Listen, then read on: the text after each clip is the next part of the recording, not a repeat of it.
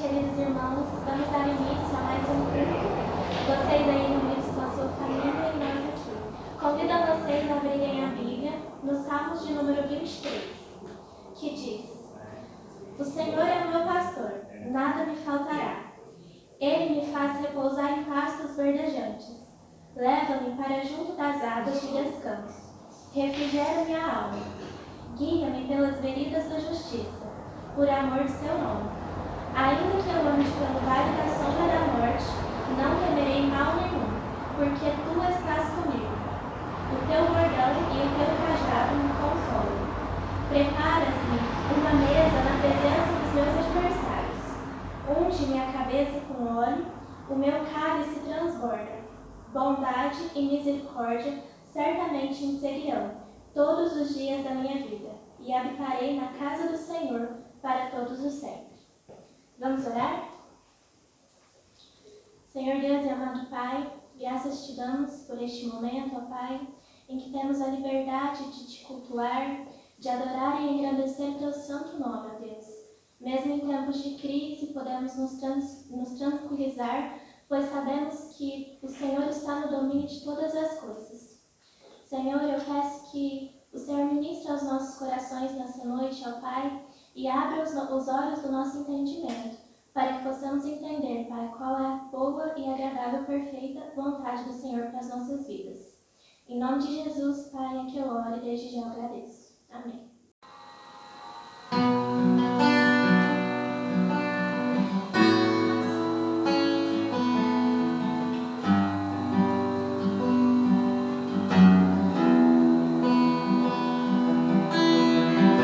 Sei que estás aqui nesse lugar, teu perfume eu posso sentir.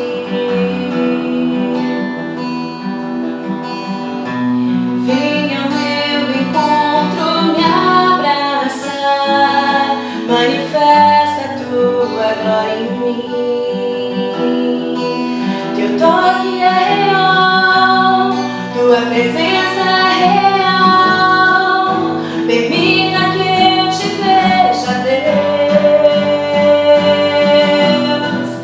Teu toque é real, tua presença é real. Permita que eu te veja, Deus. O meu amado veio me ver. Eu vim adorar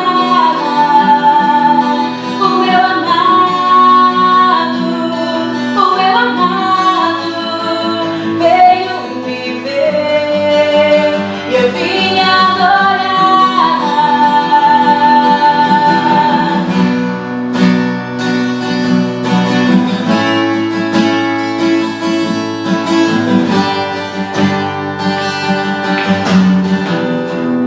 Teu toque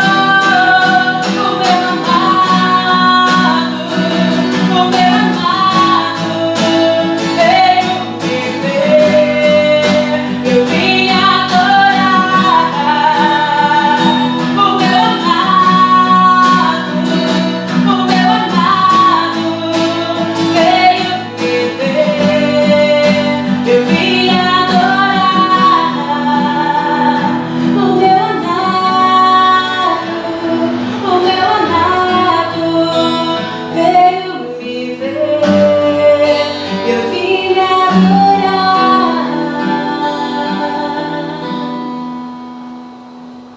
e a paz do nosso Senhor Jesus Cristo seja com todos vocês.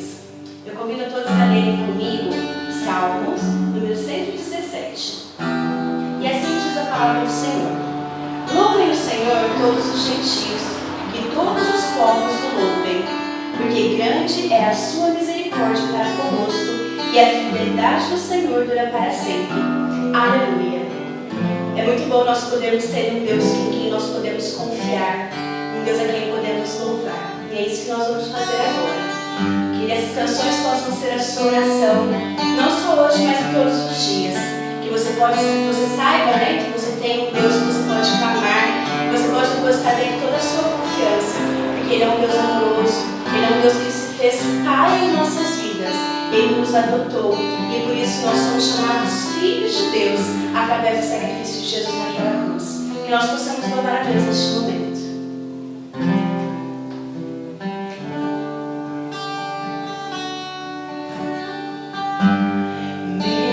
Jesus,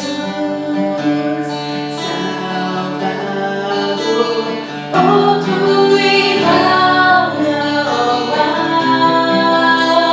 Todos os dias eu louvarei as maravilhas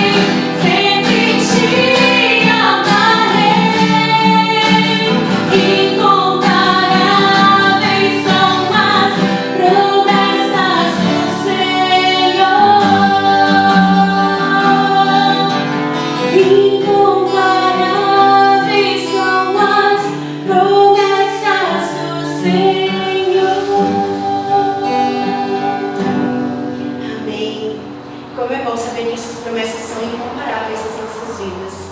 E nós precisamos que todas as pessoas saibam que existe um Pai. Porque todos nós necessitamos sentir esse amor perfeito.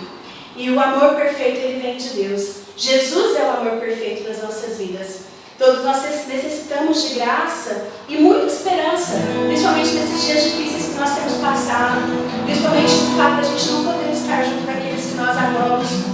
Muitas pessoas já passaram um mês que nós estamos em isolamento social, pessoas que a gente tem o prazer de estar na presença deles, nós não podemos estar.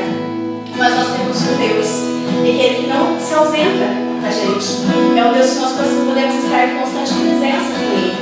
E que nós possamos realmente sentir essa presença do Pai e ter o prazer de estar na presença dEle. Interagindo com Ele, conversando com Ele, sentindo toda a paz que Ele pode nos dar.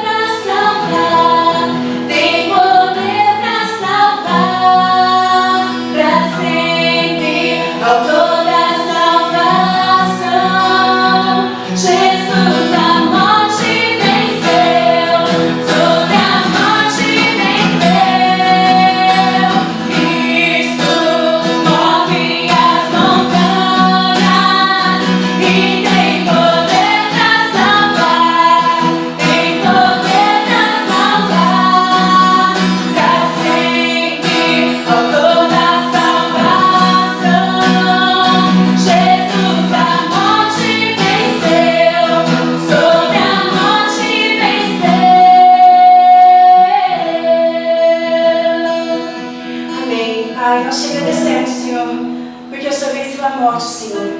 Nós te agradecemos porque pelo seu sacrifício nós podemos louvar o teu santo nome, Deus.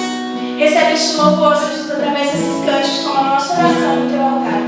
E nos abençoe, Senhor Jesus, para a ministração da palavra que iremos ouvir. Que o Senhor possa falar diretamente aos nossos corações, ao coração de cada pessoa que está assistindo, Senhor. Nós não sabemos como estão os corações, nós não sabemos como estão as mentes, mas nós te intercedemos pela vida dessas pessoas, que elas possam confiar e descansar no Senhor a cada dia. É no nome santo de Jesus que nós oramos e desde já nós te agradecemos. Amém.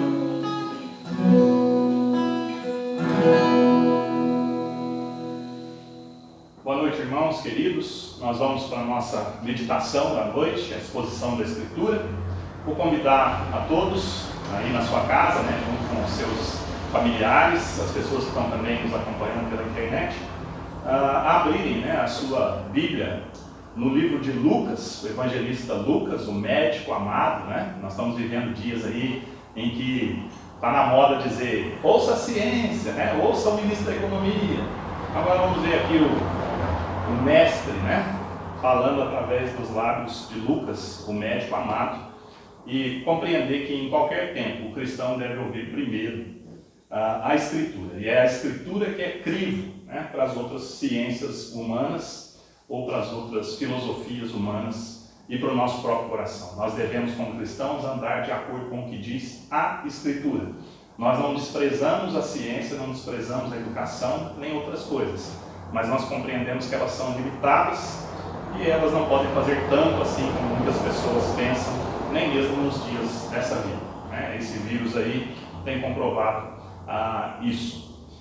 O Evangelho de Lucas, capítulo 24, é o último capítulo do Evangelho, e Lucas foi um pesquisador, ele pesquisou antes de escrever, ele entrevistou pessoas, e ele é o autor do livro de Atos também, que fala do início da vida da igreja. De maneira que esse episódio que nós vamos ver, que está a partir do versículo 13, ele é aclarado de uma maneira muito especial por Lucas. Há uma ênfase aqui, inclusive a ponto de alguns comentaristas, alguns biblistas acreditarem que o nome que não é citado nesses dois caminhantes aí da história seria talvez, quem sabe, aí o próprio Lucas. Nós não vamos entrar nessas questões, mas os detalhes que tem nessa narrativa são únicos, não se encontram em outros evangelhos e não se encontram cenas assim detalhadas, e cheias de vislumbre, vamos dizer assim, de luz, como essa narrativa.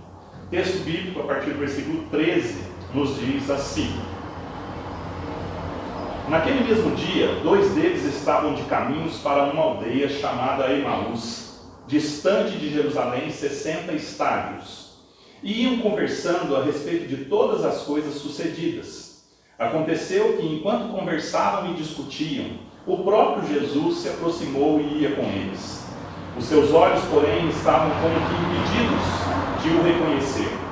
Então lhes perguntou Jesus: Que é isso que vos preocupa e de que ides tratando à medida que caminhais?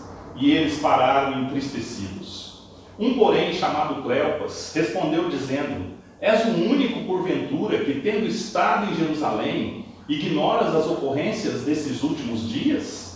Ele lhes perguntou: Quais? E explicaram o que aconteceu a Jesus, o Nazareno, que era varão profeta, poderoso em obras e palavras, diante de Deus e de todo o povo, e como os principais sacerdotes e as nossas autoridades o entregaram para ser condenado à morte e o crucificaram. Ora, nós esperávamos que fosse ele quem havia de redimir a Israel. Mas depois de tudo isso, é já este o 3º dia desde que tais coisas sucederam. É verdade também que algumas mulheres das que conosco estavam nos surpreenderam, tendo ido de madrugada ao túmulo e, não achando o corpo de Jesus, voltaram dizendo terem tido uma visão de anjo, os quais afirmam que ele vive. De fato, alguns dos nossos foram ao sepulcro e verificaram a exatidão do que disseram as mulheres, mas não o viram. Então lhes disse Jesus: Ó nécios e tardos de coração, para crer tudo o que os profetas disseram. Porventura não convinha que o Cristo padecesse e entrasse na sua glória? E começando por Moisés, discorrendo por todos os profetas, expunha-lhes o que a seu respeito constava em todas as Escrituras. Quando se aproximavam da aldeia para onde iam, fez ele menção de passar adiante. Mas eles o constrangeram, dizendo: fica conosco, porque é tarde e o dia já declina. E entrou para ficar com eles. E aconteceu que, quando estavam à mesa, tomando ele o pão, abençoou-o, e tendo-o partido, lhes disse e lhes deu. Então se lhe abriram os olhos e o reconheceram, mas ele desapareceu da presença deles. E disseram um ao outro: porventura não nos ardia o coração quando ele pelo caminho nos falava, quando nos expunha as Escrituras? E na mesma hora, levantando-se, voltaram para Jerusalém, onde acharam reunidos 11 e outros com eles, os quais diziam: o Senhor ressuscitou e já apareceu a Simão. Então os dois contaram o que lhes acontecera no caminho, e como fora por eles reconhecido no partir do pão. Falavam ainda essas coisas quando Jesus apareceu no meio deles e lhes disse: paz seja convosco. Eles, porém, surpresos e atemorizados, acreditavam estarem vendo um espírito. Mas ele lhes disse: por que estáis perturbados? E por que sobem dúvidas a vosso coração? Vede as minhas mãos e os meus pés, que sou eu mesmo. Apalpai-me e verificai, porque um espírito não tem carne nem ossos, como vedes que eu tenho. Dizendo isto, mostrou-lhes as mãos e os pés. E por não acreditarem eles ainda por causa da alegria, e estando admirados, Jesus lhes disse: tendes aqui alguma coisa que comer? Então lhe apresentaram um pedaço de peixe assado e um favo de mel, e ele comeu na presença deles. A seguir Jesus lhes disse: são estas as palavras que eu vos falei, estando ainda convosco. Importa se cumprisse tudo o que de mim está escrito na lei de Moisés, nos profetas e nos salmos. Então lhes abriu o entendimento para compreenderem as Escrituras. E lhes disse: assim está escrito que o Cristo havia de padecer e ressuscitar dentre os mortos no terceiro dia. E que em seu nome se pregasse arrependimento para a remissão de pecados a todas as nações, começando por Jerusalém. Vós sois testemunhas destas coisas. Somente até o versículo 48, vamos orar pela iluminação de Deus, para o nosso entendimento espiritual e o nosso aproveitamento espiritual da palavra de Deus nessa noite. Deus querido, nós agradecemos por teu carinho, por teu amor, por tua graça, por seu cuidado sobre cada um de nós. Obrigado por essa semana que se finda, mas também que se inicia na tua presença, debaixo da tua proteção, Senhor. Obrigado a Deus por sua provisão sobre os nossos lares e os lares que estão assistindo agora essa mensagem, cada um deles representado a Deus por um familiar, Senhor, que recorre a Ti, que busca a Ti, que clama a Ti, ó Deus, no meio desses dias que nós vivemos. Olhe para nós, Senhor, olhe para o nosso povo, para a nossa nação. Tem misericórdia de nós, que não temos os recursos, ó Deus, que outros países desenvolvidos têm. E além de não os termos, ó Deus, ainda temos políticos vaidosos brigando entre si, colocando em risco a vida, Senhor, do teu povo que já tanto sofre.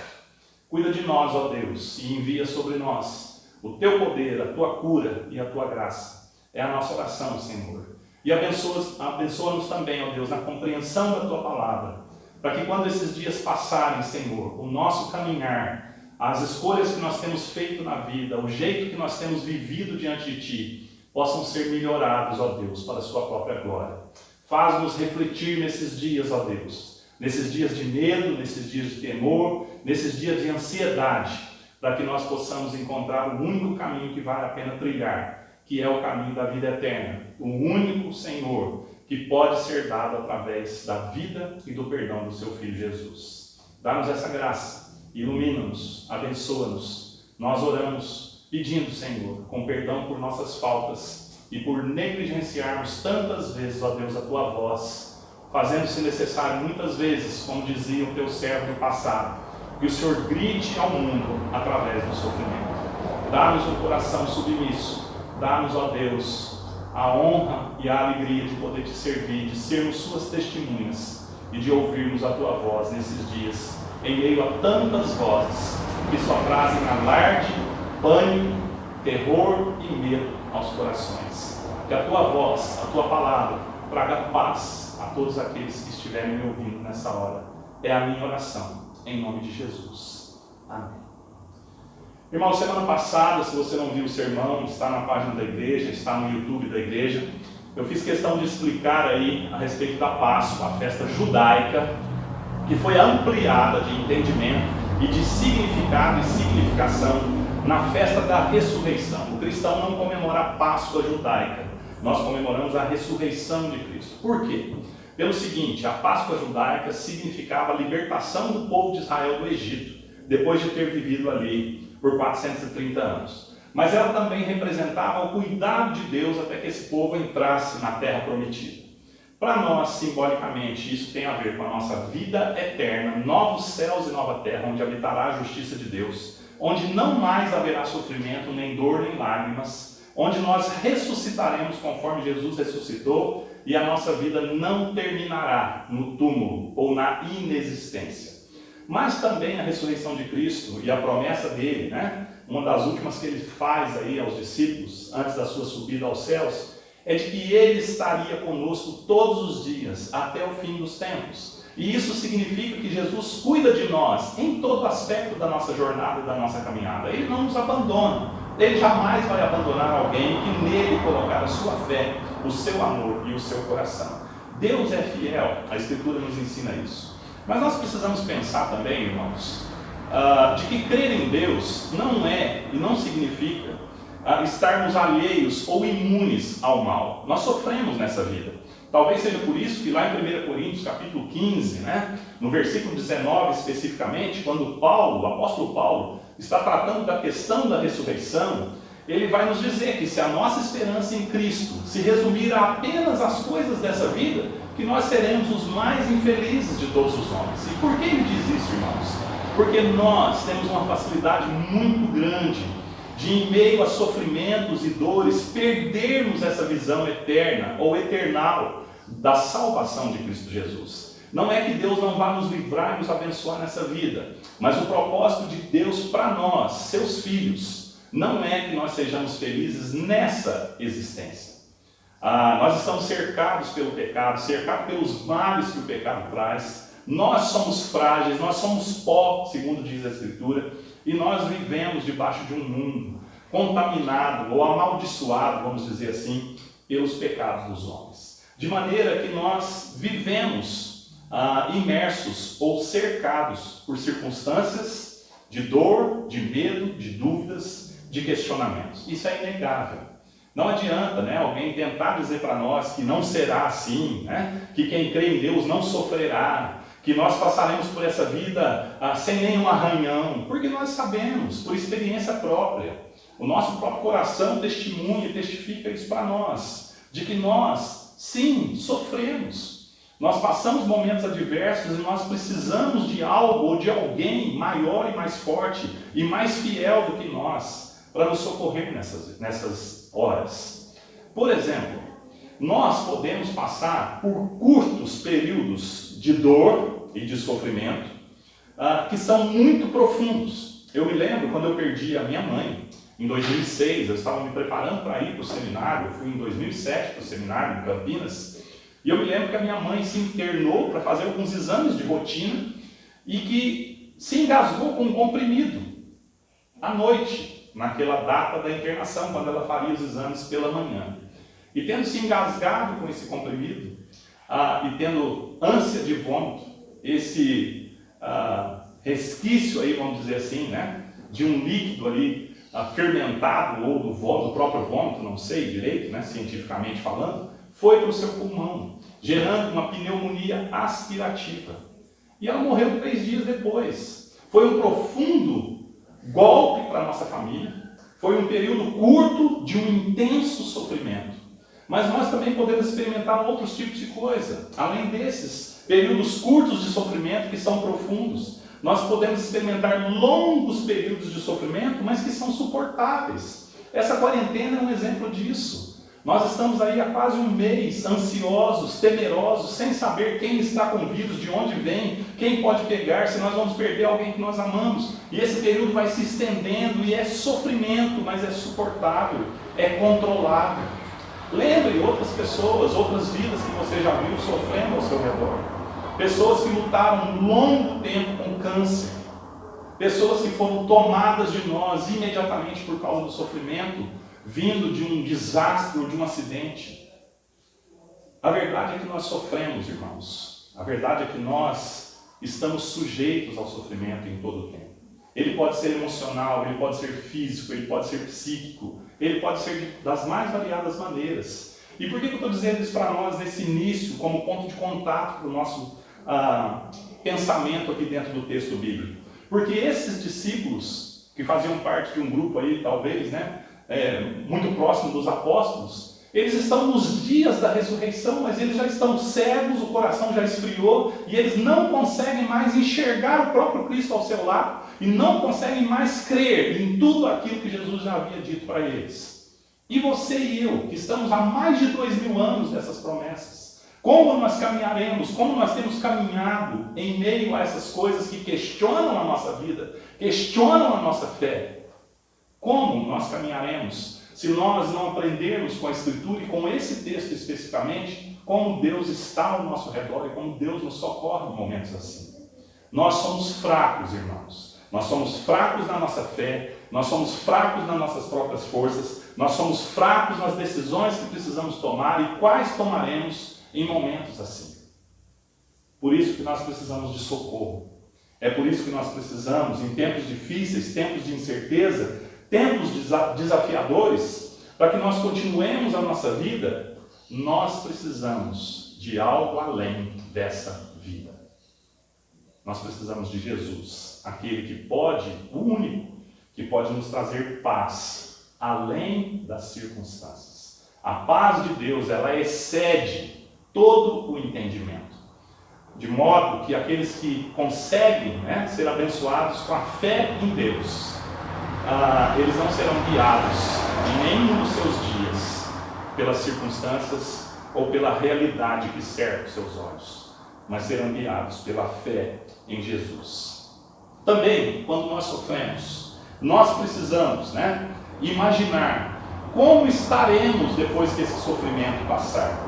Como nós seremos depois que essas coisas passarem de nós, seja essa quarentena, seja essa pandemia, seja um sofrimento que acerque o nosso casamento, a saúde dos nossos filhos, seja o desemprego, seja qualquer causa, como nós sairemos depois deles, como nós atravessaremos ele, como nós estaremos em meio a eles. Isso é muito importante, irmãos.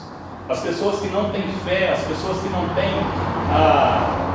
como alvo, né, temer a Deus, conhecer a Deus nessa vida, elas não têm resposta para essas coisas. As respostas são vazias, as respostas não se sustentam. E isso traz desespero. Quando nós sofremos, é um tempo oportuno para nós não questionarmos apenas os porquês, né, da vida, ou por que essas coisas estão acontecendo. Nós precisamos também pensar e entender para que aquilo está acontecendo conosco. E como humanidade, como seres humanos, como pecadores que nós somos, eu queria convidar você a pensar comigo um pouquinho agora, né? Pare um pouquinho aí agora e pense realmente. Não precisa ficar prestando atenção em mim, né? Mas pense comigo.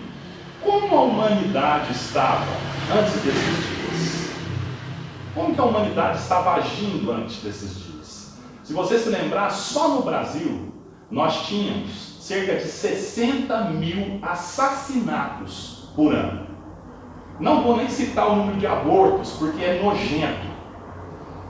Mas se nós pensarmos a falta de amor, as injustiças sociais, todos os problemas que a humanidade mesmo causa a si, por causa do pecado, por causa da vaidade, do orgulho, da ganância do coração humano, seja capitalista ou seja socialista, todos os homens são podres em seus pecados. E toda a causa de dor e sofrimento que a humanidade passa vem do nosso próprio poder de destruição e da nossa própria rebelião. Tudo que acontece. Pense na sua família antes desses dias. Como você vivia com a sua família antes desses dias? Talvez agora, né, você que está me ouvindo, esteja preocupado em perder alguém que você ama, perder um de seus filhos, perder a sua esposa, perder algum de seus parentes. Mas antes você se preocupava tanto com eles assim? Nós temos asilos abarrotados de pessoas abandonadas, de idosos abandonados, irmãos. Nós fazemos essas coisas. Nós nos esquecemos dos idosos, nós desmerecemos as crianças, Nós não valorizamos as mulheres. A prostituição é a maior indústria do mundo. E agora, com o temor de perdermos as pessoas que estão à nossa volta, nós pensamos nessas coisas. Pense na sua própria vida. Você tem orado mais nesses dias por medo? Você tem buscado ler mais a palavra de Deus por medo? Entenda, medo não levará ninguém para os novos céus e nova terra. Somente Jesus vai nos levar para lá, somente a fé nele, em qualquer tempo, não em tempos difíceis apenas. Quantas pessoas eu conheço que estavam vivendo relaxadamente a sua vida com Deus, sem temor, vivendo em meio ao pecado, mas agora estão com medo nesses dias.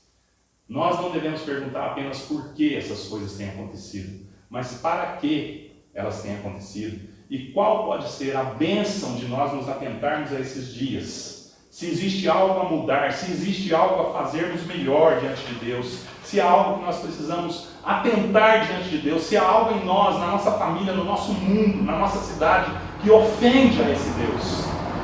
Porque esses podem ser os motivos pelos quais Ele permitiu ou enviou sobre nós aquilo que nós estamos vivendo agora. A maneira como nós entramos e saímos das situações depende das nossas decisões e atitudes entre ou dentre essas situações. E essas decisões e atitudes dependem de quem nos guia e quem está à frente do nosso coração e da nossa vida em momentos assim. Não há como explicar a dor, irmãos. A razão, a inteligência não pode ser o nosso guia nesses dias. Nós precisamos então, como eu disse no início, ouvir a Escritura, a palavra de Deus, a voz de Deus para nós que cremos e aprender a caminhar pela fé. Está na moda dizer que nós devemos escutar a ciência, né? Mas tem um cientista antigo aí, o Blaise Pascal, muito famoso, que ele dizia o seguinte: é o coração que sente Deus e não a razão. A razão não pode te salvar nesses dias. Somente a paz de Cristo pode. Somente a fé em Deus pode. Somente Deus pode nos dar a segurança que nós tanto precisamos.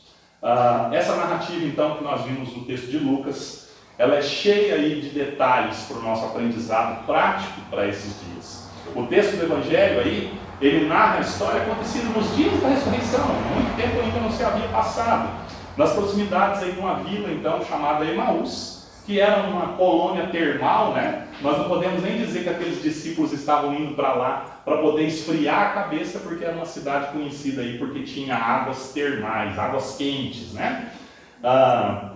E ela ficava aí a cerca de 10 a 13 quilômetros de Jerusalém.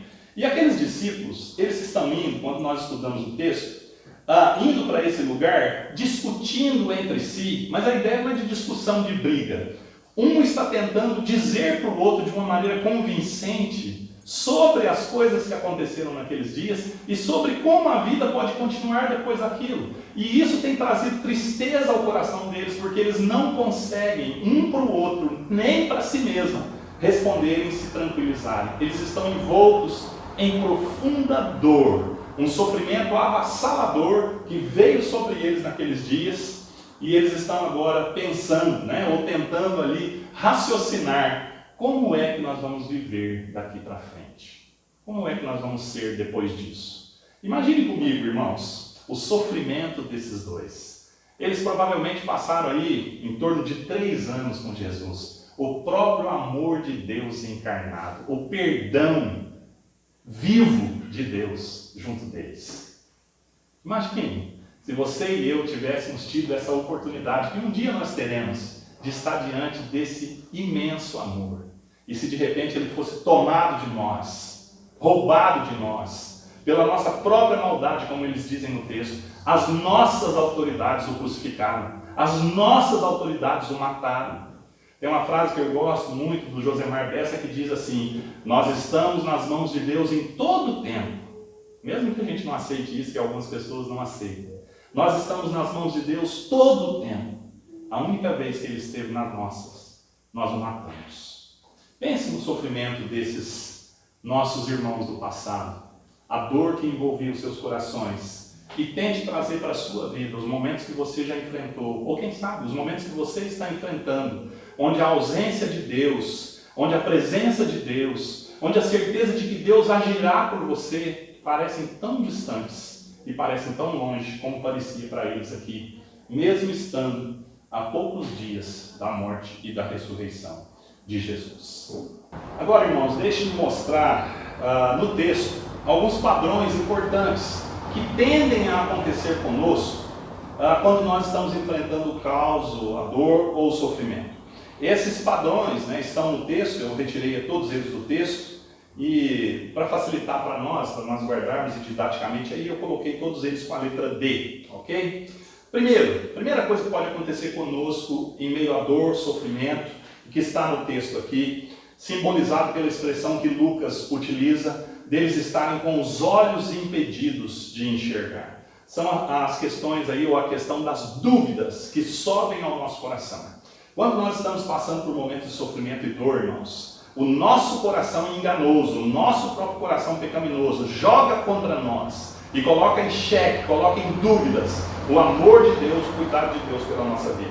Mas não apenas o nosso coração, as próprias circunstâncias teimam em dizer para nós e colocar em nós a dúvida de que se Deus agirá, se Deus se importa, se Deus está olhando, se Deus fará alguma coisa. E aproveitando-se desses dois fatores, que seria o fator circunstancial e o fator emocional ou psicológico de cada um de nós, o nosso próprio inimigo, ele faz isso desde o jardim do Éden, colocando dúvidas em Adão e Eva, os nossos primeiros pais, a respeito daquilo que Deus é ou a respeito da vontade de Deus.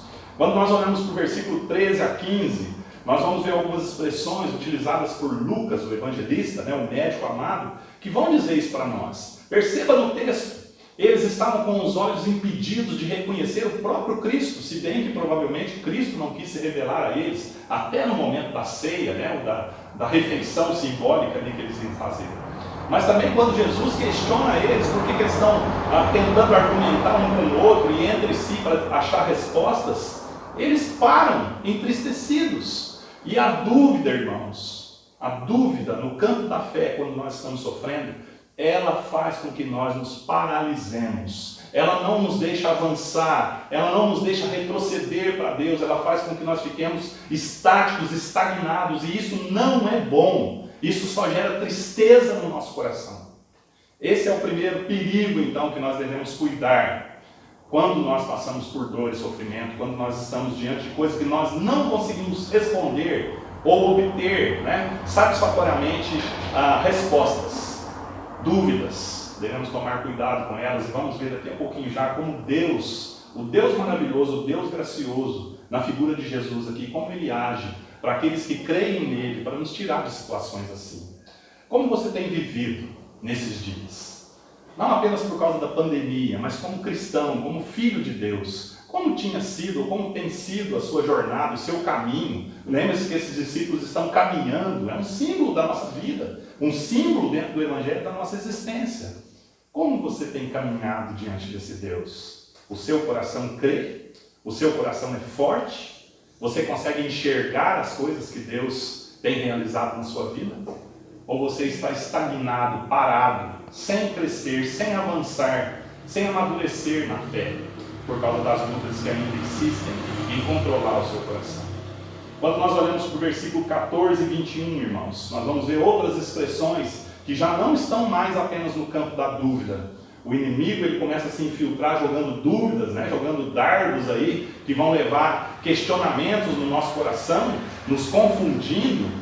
Mas em seguida ele vai utilizar, e nós mesmos, contra nós, né, o nosso próprio coração fraco, enfraquecido aí no campo da fé, vai começar a usar depois da dúvida as decepções e os desenganos para fazer com que nós não enxerguemos as coisas na ótica da fé, mas apenas, como disse o apóstolo Paulo lá no texto que eu citei, acreditando em Jesus para as coisas dessa vida, como se ele fosse um mero serviçal ao nosso encargo. Está na moda dizer que Deus veio para realizar os nossos sonhos. Não, Ele veio para salvar a nossa alma. E Ele vai usar o bem, o mal, as circunstâncias e todas as coisas para que a glória dEle em nos salvar redunde em nós, seja na nossa vida, seja na nossa morte. Ser crente é aceitar isso, é se submeter a isso e não andar apenas de maneira com que os nossos olhos podem ver. Quando diz o texto que os olhos deles estavam impedidos, sim, os olhos deles estavam impedidos, e muitas vezes os nossos também estão por causa das decepções e desenganos, porque nós só conseguimos enxergar o que está à nossa volta a partir do nosso ponto de vista meramente humano e não eterno. Olha o que eles dizem no texto do versículo 14 até o 21. Releia aí enquanto eu estou falando com você. Eles dizem para o próprio Jesus: nós esperávamos que seria esse que nos libertaria. Nós não esperamos mais. A gente esperou. Nós esperávamos, mas agora não esperamos mais. É isso que o texto grego quer dizer. Poucos dias depois da morte e da ressurreição de Jesus, 2 dos seus discípulos, que ficaram muito mais próximos de Jesus do que você e eu, eles não esperavam mais que Jesus fosse quem ele tinha dito que seria. Tem mais. Eles dizem: as nossas autoridades o entregaram. E é verdade. Nós somos responsáveis pelas nossas ações diante de Deus. Mas olhando do ponto de vista eterno, o próprio Jesus vai dizer isso para eles no texto, né, até o versículo que nós lemos. O próprio Jesus vai dizer para eles: era para ser assim, tinha que ser assim, porque Deus determinou assim. Quantas vezes, irmãos, depois da dúvida subir ao nosso coração, em meio às decepções e desenganos, nós passamos de olhar a nossa vida, paramos de olhar a nossa vida como dirigida por Deus e entramos em desespero, pensando que as coisas perderam o controle, que as coisas saíram do eixo, enquanto o nosso Deus amorosamente tenta nos lembrar: ei, meu filho, minha filha, tudo continua exatamente como eu disse que seria para a sua vida. A vida do cristão, irmãos, a vida de nós que cremos, ela não é determinada por nenhum fator alheio ou insubmisso à vontade do nosso Deus. Em tempos de dúvida, de decepções e de desenganos, nós precisamos, com toda a força da nossa alma, nos agarrar nessa fé e nessa crença. E por fim, depois que as dúvidas, as decepções e os desenganos sobem ao nosso coração, nada mais poderia vir disso, a não ser o desânimo e a desesperança. Não ter mais esperança, não ter mais fé, não ter mais rumo para tomar decisões, ficar paralisado, não saber mais o que fazer, não saber mais para onde ir. Nós encontramos pessoas assim, não encontramos? Eu que sou pastor, talvez você também que seja crente, pessoas que chegam para nós e dizem: pastor, eu não sei mais o que fazer. Por que não sabem mais o que fazer? Porque as dúvidas, as decepções, as derrotas roubaram o ânimo, roubaram o ímpeto, roubaram a fé, roubaram a esperança. Não tem mais rumo para tomarem as suas decisões. Olhem no versículo 22 a 24, também no versículo 29 do texto. Eles dizem para Jesus: nos surpreendeu que algumas irmãs nossas foram ao túmulo e não acharam o corpo. Nos surpreendeu que elas disseram que anjos apareceram para elas. Mas nada disso foi suficiente para aquecer o coração deles novamente. Eles não creem. Eles não estão crendo, eles não têm mais ânimo. O desânimo tomou conta das suas vidas.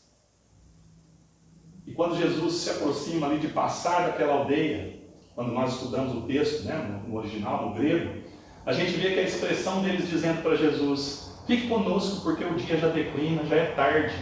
Significa que aquelas estradas eram perigosas? Sim, elas eram perigosas.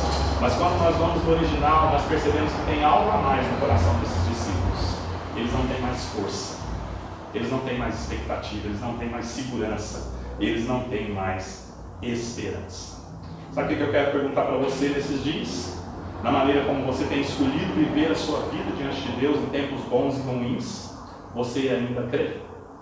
Você ainda crê nesse Deus com toda a força do seu coração? Sabe por que eu estou perguntando isso para você? Porque o próprio Jesus disse em outra parte dos evangelhos que quando ele voltasse como juiz para julgar os vivos e os mortos, quando ele voltasse para estabelecer o novo céu e a nova terra, o lugar onde não mais haveria morte, dor, lágrimas, quando ele voltasse, ele mesmo disse: o Filho do Homem encontrará ainda fé na terra? Se o amor vai esfriar, irmãos, a fé também vai ser abandonada por muitas pessoas. A apostasia, o abandono da fé, deixar de crer, é um dos sinais da volta de Cristo. Você continua crendo? Você continua seguindo a sua vida como alguém que crê apesar das circunstâncias? Porque outro tipo de fé não pode agradar a Deus. A carta de Tiago, na Escritura, vai dizer que aquele que se aproxima de Deus tem que crer que Ele é galardoador, tem que crer que Ele pode fazer algo por aqueles que creem nele.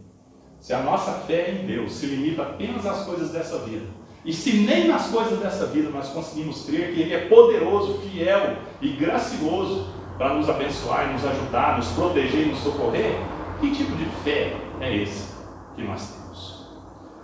Mas tendo dito isso, deixa eu mostrar para você, que não é só coisas ruins que esse texto traz para nós de maneira a pensarmos no campo da fé. Deus jamais vai nos dar a fé, que é um presente dele, e nos abandonar. Deus jamais vai desejar que nós andemos pelas nossas próprias forças. Ele sempre vai nos socorrer. Essa promessa está em toda a Escritura, de que aqueles que dedicam o seu amor, a sua crença, a sua fé a Deus, eles serão socorridos em todo o tempo, eles serão abençoados. É isso a maravilha de nós crermos nesse Deus. Eu não sei você, mas eu me lembro dos tempos da minha vida em que eu não cria nesse Deus. Eu me lembro quando eu ainda não tinha tomado essa decisão de, independente do que os outros pensam, independente de como a vida vai, crer que esse Deus ia ser tudo para mim. Crer que nele eu colocaria a minha confiança, que quando eu fosse orar, independente se eu queria alguma coisa ou não, eu deixaria nas mãos dele decidir e eu oraria: Senhor, eu quero isso, mas seja feita a tua vontade, porque eu não sei se o que eu quero é bom para mim. Como é bom caminhar assim, irmãos, em tempos bons e em tempos difíceis. Como é bom crer e descansar nesse Deus, que nunca vai ser infiel para tudo isso. Ele não pode negar a si mesmo. É a glória do nome dele que está empenhada nas suas promessas. E aí nós vamos para o texto, e nós vamos ver aí então as ações divinas para com aqueles que põem a sua fé em Jesus. Em tempos bons e ruins, Deus age em favor daqueles que temem a Ele.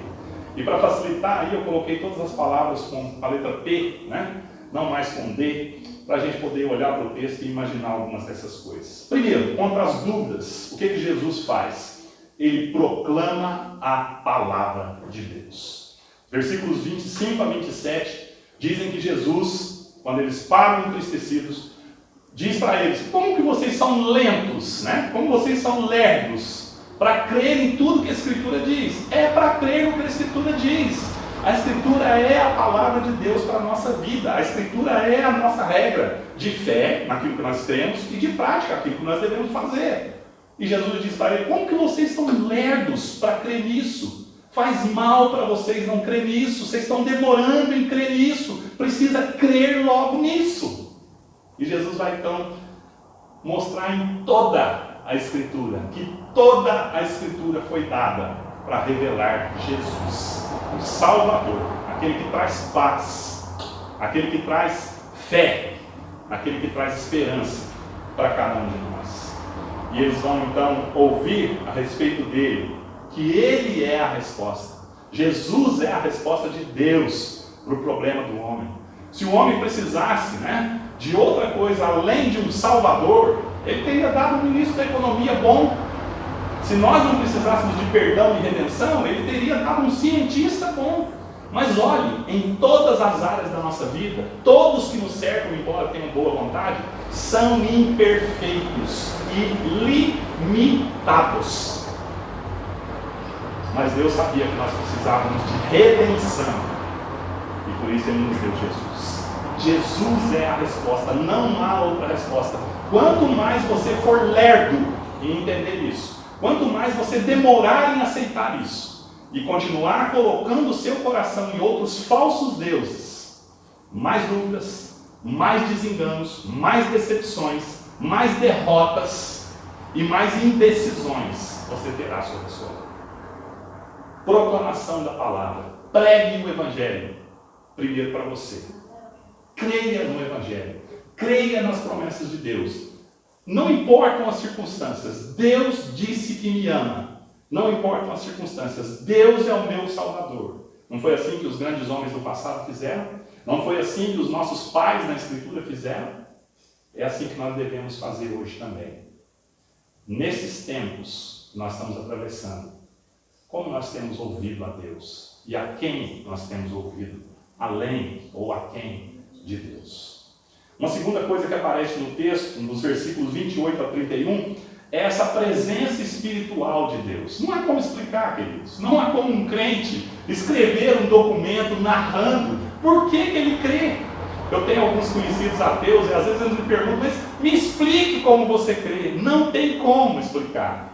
É uma presença espiritual que está baseada no texto aqui, né? Quando Jesus entra com eles ali, Jesus fica com eles, né? Porque quando a dor impede os nossos olhos de verem, né? Jesus se aproxima de nós. Quando os nossos olhos não deixam mais, a dor, né? Não deixam mais nossos olhos verem, Jesus se aproxima de nós. É assim para todo crente. Quando os problemas caem sobre nós, Ele fica conosco. Não tem como explicar isso, irmãos. É uma presença sobrenatural, uma presença espiritual que só quem crê tem. E ela está simbolizada no texto aqui, no momento em que Jesus abençoa o pão. E provavelmente eles se lembraram aí, né, imediatamente da última ceia. E os olhos deles se abrem. Os olhos deles se abrem e Jesus some da presença dele. A gente pensa assim, né, não podia ter sumido. Mas a história vai continuar e tinha um propósito, esse sumiço aí, né? Esse desaparecer de Jesus. Mas vejam, o que eles dizem, aqueles que vinham discutindo pelo caminho, tentando convencer um ao outro e a si próprios daquilo que tinha acontecido e de como seria a vida dali para frente, vejam o que eles dizem um para o outro. A concordância, não há mais debate, não há mais discussão, os dois se quedam, os dois aceitam. E eles dizem um para o outro, não é que o nosso coração queimava quando ele vinha pelo caminho, explicando para nós a Escritura? Nosso coração, irmãos, queimando pela presença espiritual de Deus, além de não ter explicação, é uma das melhores coisas que nós podemos experimentar nessa vida. A presença de Deus em nós, conosco, em todo o tempo, é algo que não tem explicação, que só quem crê, só quem ama a Jesus pode sentir.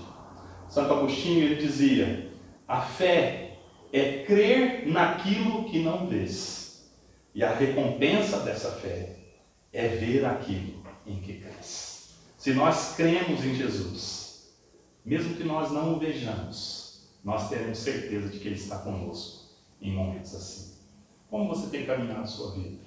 Sozinho? Com pessoas que não podem agregar nem acrescentar nada à sua volta, falando aos seus ouvidos, perturbando você? Ou você se aquieta aos pés de Jesus e ouve a voz dele? Se você é cristão, se você é um crente, filho de Deus, é isso que você deveria estar fazendo.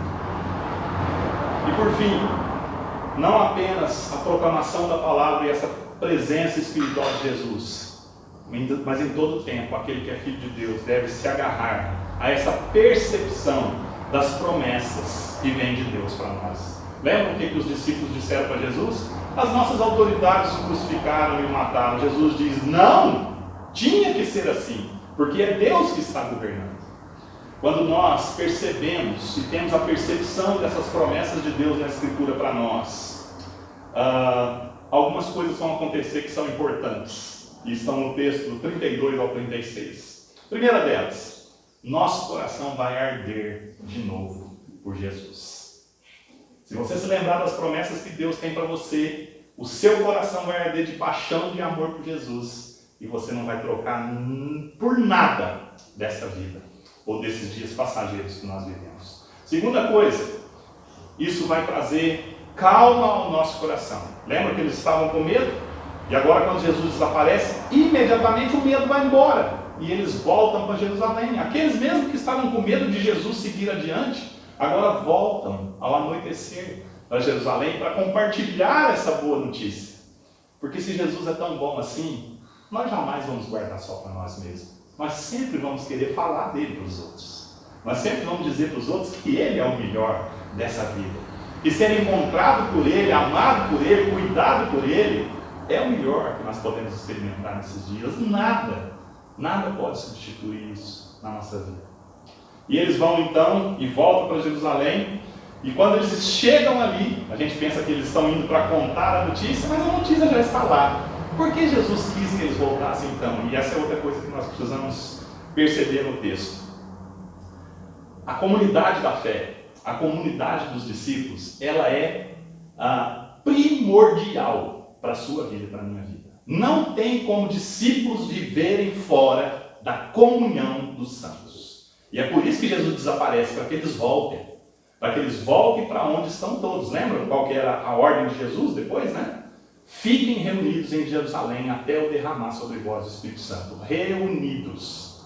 E aí eu queria que você pensasse agora o seguinte: onde você se encontra?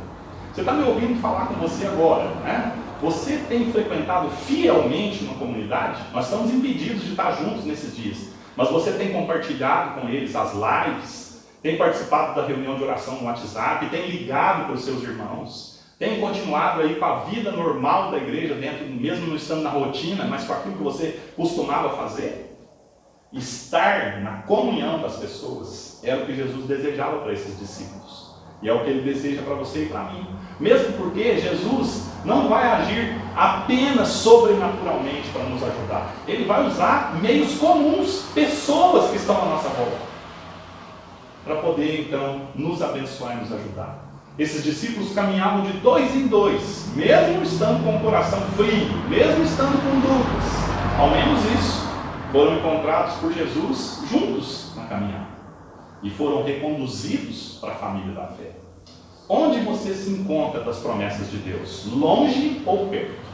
Você vai deixar para voltar para a comunidade dos santos, para a família da fé, para a igreja, apenas quando o mundo estiver para acabar? Você acha que você vai conseguir adivinhar esse tempo? Vai conseguir prever esse tempo para poder voltar para a comunhão dos santos? A ordem de Jesus para aqueles que creem é: permaneçam juntos, sirvam uns aos outros, abençoem uns aos outros, perdoem uns aos outros. Não há desculpa, se você é crente, para você não estar na igreja. Não há desculpa para você não estar com o povo de Deus nesses dias. E por fim, eu quero encerrar dizendo para você o seguinte: a resposta de Deus para o medo, a resposta de Deus para a dor e para o sofrimento não é, como alguns querem que nós acreditemos, a coragem, a hombridade, a honra.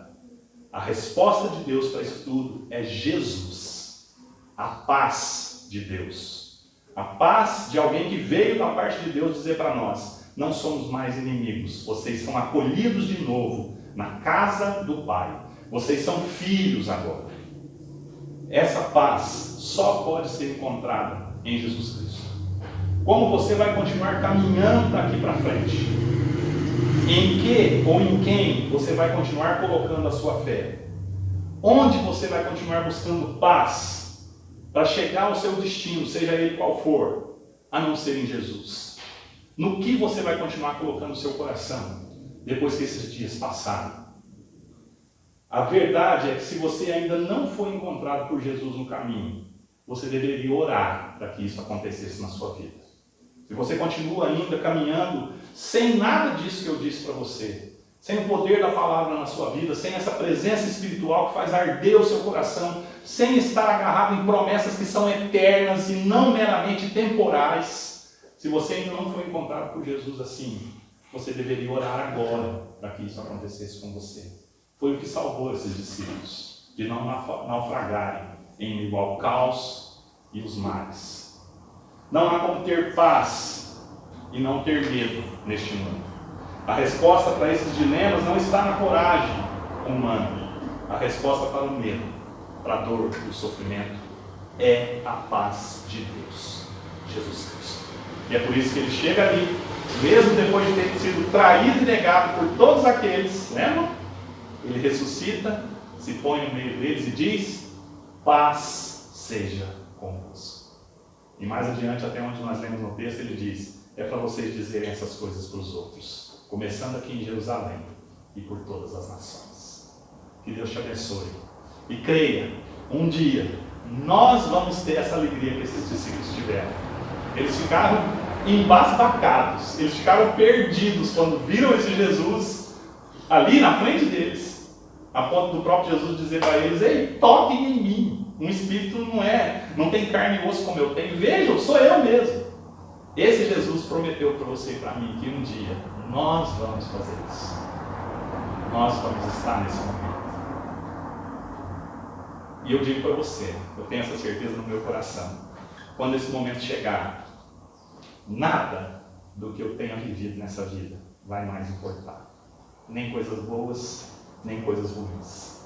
Porque eu vou ter tudo o que eu preciso, bem ali na minha frente. O amor de Deus encarnado a estender para mim as mãos e dizer: paz seja com você, meu filho. Deus te abençoe, te guarde nesses dias e conduza o seu coração, não em meio a dúvidas, desânimos e desesperança, mas firme na palavra, com a presença de Deus em você e na sua casa e ao seu redor, e agarrado nas promessas que não poderão deixar de se cumprir nunca na sua vida e na história humana. Amém.